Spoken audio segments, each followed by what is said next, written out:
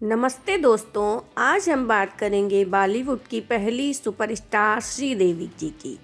वो एक्ट्रेस जिन्होंने चांदनी, mister India, Nagina से दिल जीता, लेकिन उनकी ज़िंदगी के पीछे एक ऐसी दर्दनाक कहानी है जहां उनकी मेहनत की कमाई को कई लोगों ने लूट लिया।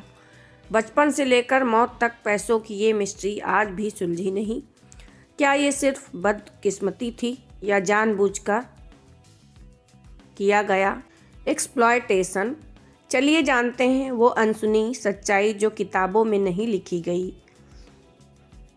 जब बचपन से ही शुरू हुई पैसों की खींचातानी, माँ और रिश्तेदारों ने कमाई उड़ाई। श्रीदेवी जी का असली नाम श्री अम्मा यंगर अयप्पन था। सिर्फ 4 साल की उम्र से ही वो चाइल्ड आर्टिस्ट बन गईं, क्योंकि परिवार को पैसों की ज़रूरत थी। वो सोल ब्रेडविनर थीं। माँ राजेश्वरी, पिता अयप्पन, बहन श्रीलता सब उनकी कमाई पर जीते थे। लेकिन कम जाना जाता है कि 80 के दशक में फिल्मों के पेमेंट ज़्यादातर ब्लैक मनी में होते थे। टैक्स रेट के डर से पिता ने पैसे रिश्तेदारों और दोस्तों के पास रखे। पिता की मौत के बाद 1991 में सबने धोखा दिया, पैसा गायब। राम गोपाल वर्मा ने खुद कहा कि उन्होंने अपनी आंखों से देखा कि कैसे रिश्तेदारों ने श्रीदेवी को लूटा। माँ राजेश्वरी बहुत कंट्रोलिंग थी। श्रीदेवी को कभी फाइनेंशियल मैनेजमेंट नहीं सिखाया, उन्हें हमेशा नेवी रखा। माँ ने शूटिंग पर शराब तक दी ताकि वो काम करती रहें। परिवार ने श्रीदेवी की कमाई से चेन्नई, शिवकाशी, तिरुपति में कई प्रॉपर्टी खरीदी, लेकिन नाम पेरेंट्स के रखे ताकि टैक्स न लगे। श्रीदेवी कभी खुद के नाम पर कुछ न खरीद पाई। बहन और फैमिली की लड़ाई, करोड़ों की कंपेसेशन पर कोर्ट केस हुआ।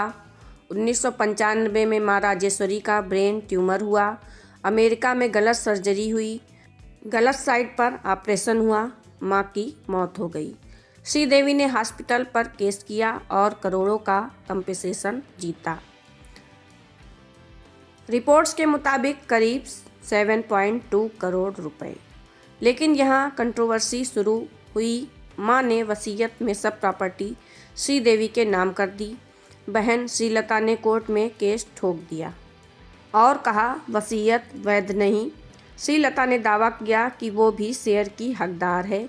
ये लड़ाई 10 साल चली। आखिरकार समझौता हुआ।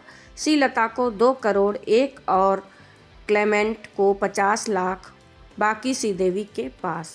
सोचिए, श्रीदेवी जी ने 4 साल की उम्र से कमाई की, पूरा परिवार पाला, लेकिन बहन ने उनकी मेहनत पर दावा ठोका। श्रीलता कभी मैनेजर भी नहीं थी, लेकिन पैसों के लिए रिश्ता टूट गया।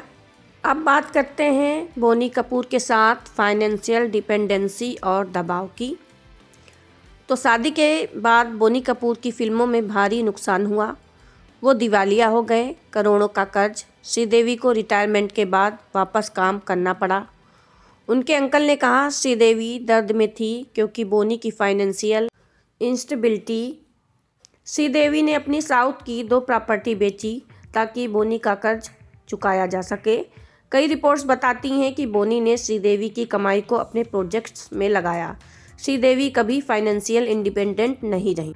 पहले माँ पर, फिर बोनी पर। मौत के बाद भी इंश्योरेंस और प्रॉपर्टी की बातें उठी। श्रीदेवी जी की ज़िंदगी ग्लैमर की नहीं बल्कि एक्सप्लॉयटेशन की थी। बचपन से रिश्तेदारों ने पैसा उड़ाया, बहन ने कोर्ट में लड़ाई की और बाद में फाइनेंशियल दबाव। वो सुपरस्टार थीं, लेकिन हमेशा किसी न किसी पर निर्भर। उनकी कहानी सिखाती है कि स्टारडम के पीछे कितना दर्द छिपा होता है। क्या आप सोचते हैं कि श्रीदेवी जी के अंदर कितना दर्द छुपा हुआ था?